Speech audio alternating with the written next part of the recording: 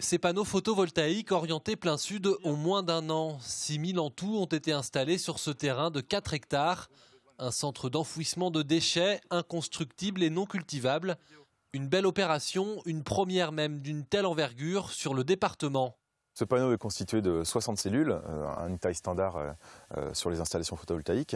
Ces cellules sont toutes raccordées avec des fils conducteurs et permettent de générer par le dessous, par un boîtier, permettent de générer l'électricité.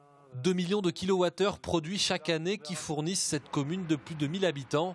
Fous-Sépéré est aujourd'hui quasiment autonome en électricité hors chauffage.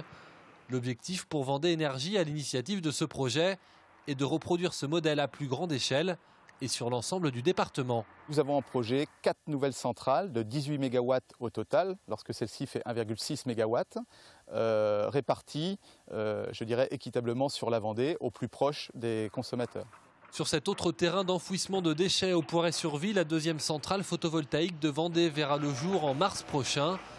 Ici, ce sont les 8000 habitants de la commune qui seront fournis en électricité. Un projet plus ambitieux et qui ne sera pas le dernier. Nous passons à une étape supérieure par rapport au déploiement de ces infrastructures sur le département de la Vendée.